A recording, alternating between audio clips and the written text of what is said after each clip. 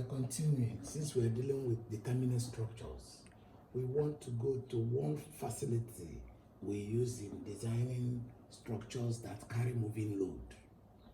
Structures that carry moving load. That facility is called influence line. Influence line. I will show how the influence line is gotten. If you look at the board, these are influence line, because influence line is the line of the effect of a moving load, a unit moving load. Unit load 1. Unit load 1.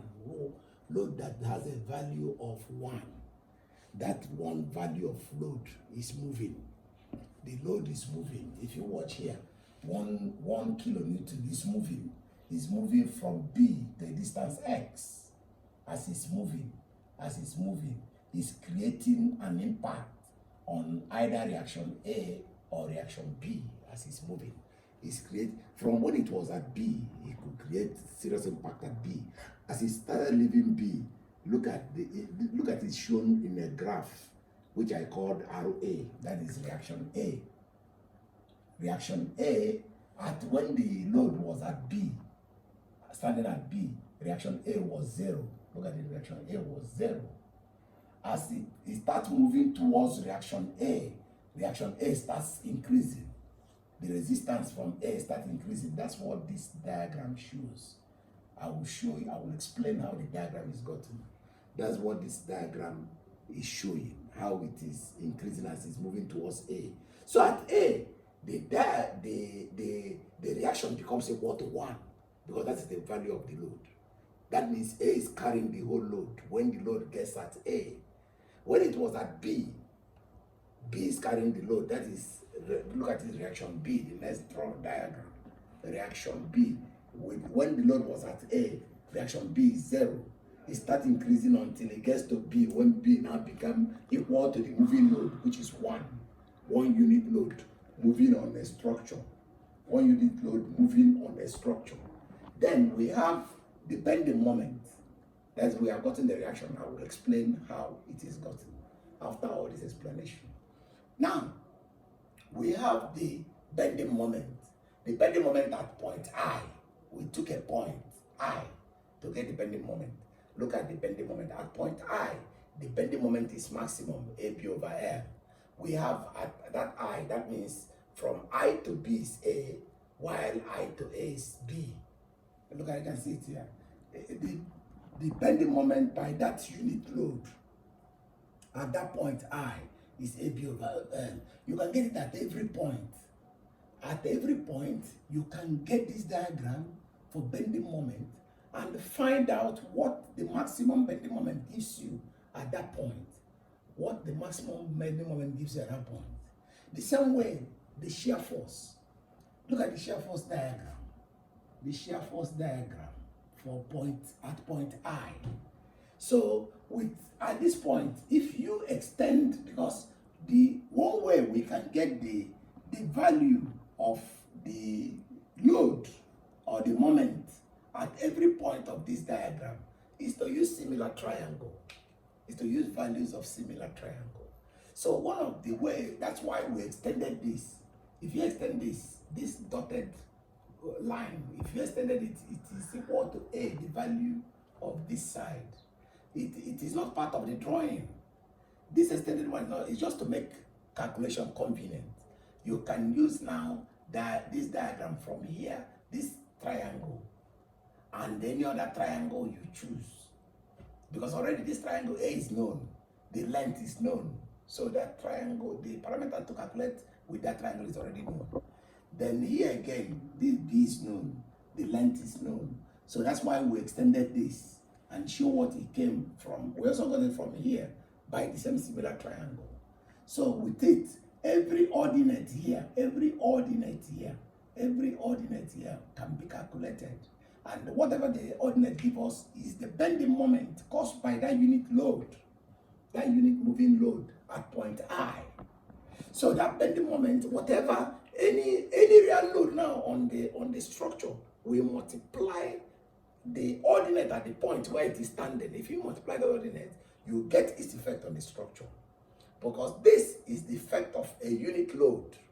But by the time you get the real load, just like example is in brick design. The axle load. The axle load is a pointed load on tire. It's assumed to be pointed because it covers a very small area. It is assumed to be pointed load. So at the point where the tire is marching at a particular time, we can get the bending moment, the effect of bending moment at a particular point by drawing the influence line of the bending moment and getting the axle load and use it to multiply the ordinate at the point at which the tire is marching at a particular time. We get the ordinate multiplied by the axle load. You get the effect of the axle load at that point where you maintain the bending moment. The same thing with the shear force. At the end here, by extension, the shear force is 1 here and 1 here. This dotted part are not part of the drawing, but it will help you to use similar triangle to get any other ordinates you want to get. Coming to the reaction, you can get any of the ordinates anywhere in the reaction in the reaction A influence line using the same similar triangle. You get the effect of this one load. This A is the effect of the one load. That's why at point A, the value is 1. That is the full value. Now, if you now put a load of 10 kilonewtons, just get the ordinate of the corresponding point where that 10 kilonewtons is acting. Use that ordinate to multiply 10. You get exactly the effect of 10 at that particular point. As the load is moving, if it's a vehicle, whatever it is, in a crane, as it is moving, you get the effect. It will enable you to make your design, because if you get those loads, there are 2 forms of load in things like bridges, in cranes, and moving systems. There are 2 loads. There is the dead load, which is a static load, which you calculate the way we have to calculate a static load. And there is the moving load. The moving load, which is moving, which we use the influence line to get its effect at every particular point on the structure, so that both the effect of the dead load, which is static, and the effect of the moving load is taken into consideration, so that because some systems can be very strong, but they fail in the dynamism of moving load. So that moving load is taken care of. That's the essence of doing this. This is for determinate influence line. There are indeterminate influence line for indeterminate structures. But because of most of these structures we have that are really undergoing dynamic effect, that is effect of movement, are determinate. Most bridges, because of expansion joints, we give emphasis to this. But we're still going to go to the indeterminate influence line. We are now dealing with determinate influence line, which is what we have. This is like a bridge that has two ends delivering. You will see that the influence line shows this is positive, this place is negative, this is negative. You can, with the same similar triangle, we can get whatever it is here. So because of if it can deliver the only one place, if it is like this, it is like this. The influence line will still be, if it is for reaction A, it will be like this. It will still come down here this way. But B will not, because reaction B will be like this, stopping here. It will not project. It will not, because there's no projection here. It's only one side, and vice versa. So now, let me now explain. We'll come to the indeterminate influence line. This is for a beam that has 2 projections. This is the influence line. And their values. This is for beam that's a cantilever beam. This is reaction A. A is throughout. This is moment at A. The moment at the fixed end. Look at it. The length at the other end is L. The length of the beam for a unit load. This is the moment for a moment at point anywhere. For point I, distance is given, which is B, and this is the moment. At shear force, that's Q. I replace shear force with Q.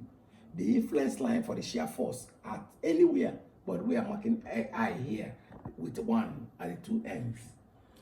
So let me now explain how the values of this influence line, these values are gotten. Let me now explain how they are gotten using the first one. So if I come to the first one, I want to get that of reaction A. If I want to get reaction A, simple. What I need is to take moment about support B. So if I take moment about support B, total moment about support B is equal to 0, I will have the length of our reaction A from B is L. I will have L, R, A. R is the L, R, A. The only load there is 1 kilonewton. That's the only load. So minus, I'm taking moment about reaction B, minus 1 times X. That is 1. The distance is X from B. Distance of A is L. So this is equal to 0. Then that means RA is equal to X goes over there, it becomes positive X over L. RA is equal to X over L. RA is equal to, so at the point where X is equal to 0, that's that point B, X equal to 0, you will see that RA will be equal to 0. That's how this graph is gotten. At the point where X is equal to 0, that's point B. X equal to 0, then RA is equal to 0. This is the graph. As the graph goes, at the point where X is equal to L, that is at point A, the RA will be equal to L over L, which is equal to 1.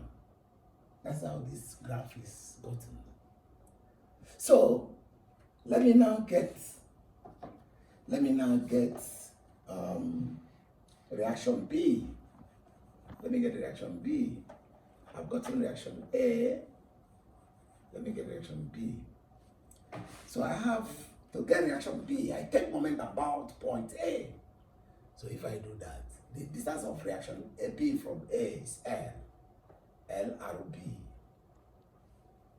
The distance of the load from A is L minus X. Look at it, L minus X. So minus L minus X. L minus X is the distance. Minus L minus X is equal to 0. That's times 1 because the load is 1. So which means RB is equal to L minus X over L. RB is equal to L minus X over L. So at the point where X is 0, that's at point B, where X is 0, RB will be L minus 0, which is L divided by L, which is 1. That is, look at it here. That's what the graph represents. But at the point where X is L, at this point A, L minus L will give you 0. 0 over L, that is 0. Look at it here. So RB at point A is 0. That's how the graph came to that. So that is that. That's how this graph came about. Then at a point I, the bending moment at a point I is A, because the bending moment is reaction A times the length. The length at I. The length at I is B from A. So the moment that I will be equal to reaction A times the distance, and reaction A we got reaction A to be X over L, if you remember, was X over L. So that means X over L times X over L times B. That is equal to XB over L. That is the moment at I. That's the moment at I. So at point I, You check what is x at point I. If you look at it, x at point x is coming. At point I, x is a. So at point I, x is a. So if x is a, that means the moment there is a b over l. That is how I got this. That's how I from b. The moment rises to the maximum value a b over l to 0 at the other end. That's how this is gotten. The same thing with the shear force. The shear force here is RA. RA is the shear force, and RA is x over l. At this point, x equal to a, so a over l. Then b over l. That's how I got the diagrams, the values of the influence line. So it is to know that this is what the influence line is used for, how the influence line is drawn for various loading. Then you will use it to get the effect. It has already given you the effect of 1 unit load. Now, any load that is on the structure, which I'm going to do, any load on the structure can now, its effect can now be gotten by getting the corresponding ordinate and use it to multiply the load. If the load is a UDL, what you do is to multiply the UDL as a bunch of load, because it is UDL is Q per meter. So Q times length, then times the ordinate at its center of gravity, or the Q as an intensity times the area covered by the UDL. You get the same value of the effect of the load. So if it is a pointed load, just take the pointed load, go get the ordinate, corresponding ordinate from the drawing, from the graphs, and multiply by the pointed load. You get the effect of the load. It's as simple as that. I'm going to do it. So I have introduced influence line, indeterminate influence line. Not indeterminate is coming, but as at now, determinate influence line. And most of the structures we work with, they are determinate that need influence line, many of them, even bridges. So this is very, very important. You cannot design your bridge without it, because you must know where the effect of the load is critical, where the effect of the load is critical. Because the influence line will tell you that if you are looking at this now, you will know that the reaction A is critical at this point. That bending moment is critical at the point I. That's where it is critical in this case, or here. So that's where it is maximum. So you'll be able to, you must, and it is that maximum value, which is critical value, that you're going to use for design. If you want to know another point, you draw the bending moment for that point again. Influence line bending moment for that point again, and get the value of where the load is critical. You collect them and use them to design. So that the influence line enables you to know where the load is critical. So you must, apart from the dead load, which is static, that one is easy to do. The other load that's moving, you must know where the effect of that load is critical in your structure to be able to design the structure. And for you to do that, you need an influence line to do that. So we're going to do some examples now working on influence line, but it has been introduced. Thank you for listening.